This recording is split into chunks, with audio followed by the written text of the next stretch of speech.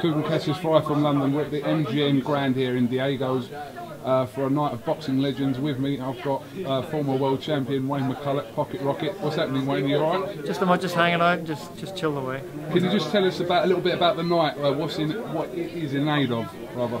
This is the first sort of like the meeting for they introduced the Hall of Famers for the first ever boxing Hall of Fame in Las Vegas, Nevada, which they should have had a Hall of Fame here a long time ago. But this is the first year, the first inductees, and we're just introducing all the people before they get inducted in July. So there's a lot of big names here: Freddie Roach, Al Bernstein, Mike McCallum. All the referees and stuff. You've got all the referees, the judges, the fighters, and you know Richard Steele should have been here as well. He's on the board as well, and big names. And Oscar De La Hoya came in too, so that was a bonus to the fans.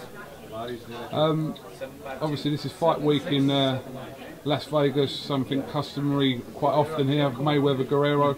How are you booking this fight? What do you think is going to happen in this fight, Wayne? I think Floyd's. People say he's getting older, but he's smart. He knows what he's doing. He's going to prepare well in the gym, but when you get into a real fight, you can't get old. But I think Robert Guerrero has a shot. He's young, and if he fights the way he fought against Andrew Berto and just jumps on Floyd and stays close to him, it'll be a tough fight. If he keeps his distance, Floyd will win the fight easy. I think if Floyd comes out, he can get a quick stoppage. But the longer the fight goes, it will suit Robert Guerrero. It's been about 20 years since you won your world title. Not 20 years yet. It'll be 1995, so nearly, yeah, coming nearly. up. But I should have been a three-time world champion. You should have been, indeed. When I fought, I still did. When I fought Daniel Zaragoza, I had a 2-1 split decision against the Hall of Famer. No shame in that. But everybody thought I won. And then when I fought I thought I did. I thought I beat Hamed. He ran away from me. Hamed ran for 12 rounds. And then when I fought Oscar Larios in 2005, everybody had me winning the first fight.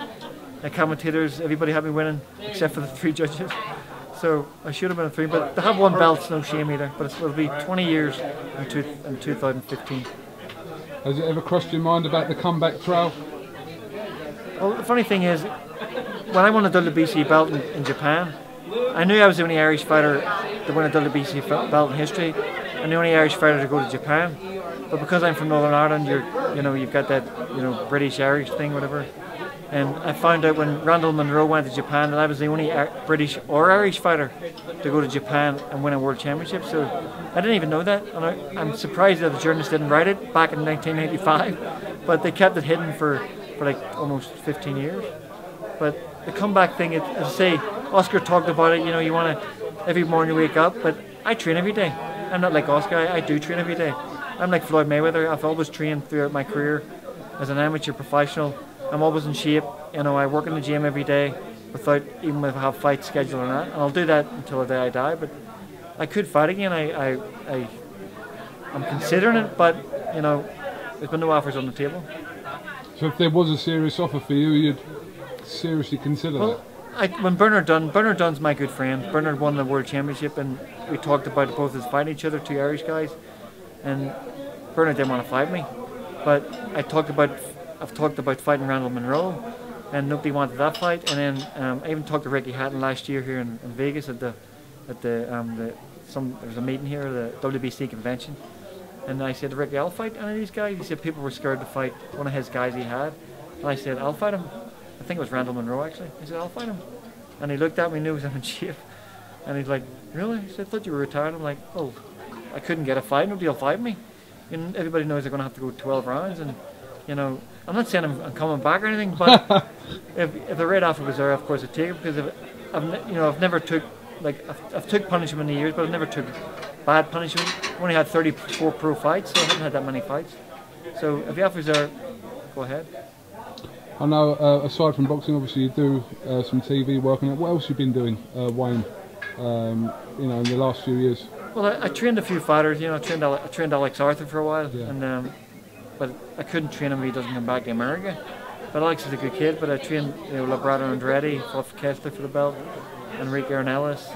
I've trained Francisco Santana. He's an active welterweight, really, but he had to move back to California. And so I've trained fighters. I'll get the right people that'll stay with me, and because I was trained by Eddie Fudge, just like Freddie Roach, he was trained by Eddie Fudge. And I've got that method of training people. And I'm not going to get them to fight like me, which is take a hard shed. But I'll train people, I'll do journalism, I do everything, and look after my daughter Winona, who's a singer. What fighters today in the modern era, who catch your eye? You know, who do you like to watch? I like the Irish Mexican, Saul Alvarez. You know, he definitely has Irish beliefs. He talked about it, he has Irish roots in him, because you know, back in the 1800s, the Irish infantry fought for Mexico. They have plaques in Mexico City of Irish soldiers, and you know, he definitely has Irish blood in him. Look at the skin. And I love the way he fights. He's young, and he could probably be the #1 threat right now to Floyd Mayweather. And he's a great fighter, and I look up to him. I love, of course, Rigondeaux. I got to watch him and commentate actually in Belfast in 2001 when he won the World Amateurs. And I think the kid is just you know, he's been on the canvas a few times, but I love the way he fights, and to win a World Championship in less than 10 fights is unbelievable. From Northern Ireland, obviously, there's Carl Frampton. What do you make of him? I met Carl last year because I'm his hero. So, you know, Barry McGuigan was my hero, and I'm his hero. And I sat down and had coffee with him. Great kid. I love the way he fights, and you know, I'm behind him 100%. And hopefully he can go the whole way. But he's close to it now. But I'd like to see him and the English kid. I forget the English. Scott Quigg. Him and Scott Quigg fight first. Because the problem is, Britain always has great fighters. Irish fighters, British fighters, Scottish fighters, Welsh fighters, whatever, English fighters. But sometimes they never get it together at the right time. It ends up down the line where they should fight when they're in their prime, and I think it would sell out 50,000 seats probably in an outdoor soccer stadium. And I think it should happen now instead of later. All right, Wayne, thank you very much for talking to iFilm London. Pleasure to speak to you. Interviewed over 2,000 people. Never had you on there. Think of what iFilm. I filmed. Well, who are you with? iFilm London. Who are you with? Your promoter? You're with the promoter, yeah? We're not with any promoter. We work with all promoters. We do stuff with Metrum, Eddie Hearn, Frank Warren, a lot. So. Well, Eddie Hearn's another guy. You know, he's doing well for promoting fight. I love the way. I love that he has the love of the sport, and then maybe Eddie. I can't take him. I'll have a word. Have a word with him. I'll have a word. Definitely, because he contacted me. Was it 3 years ago for the prize fighter? I was in the prize fighter, and then I busted my hand. I couldn't fight on it, but I was. At what weight? At super bantam. Super.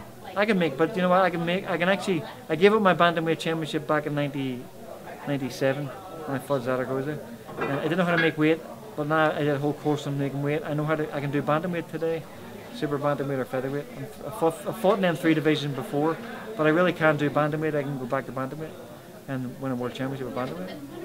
I'm getting him. Oh, this is interesting. This is very interesting. Where's my wife, Cheryl? Cheryl! Stop him. If she hears this, she'll kill me. She'll kill me. All right, we'll stop there and listen. We're going to carry on with our night. So thank you very much. Thank you very much for talking to us, Wayne, and yeah, enjoy the rest of your night. Thank you. Thank you very much.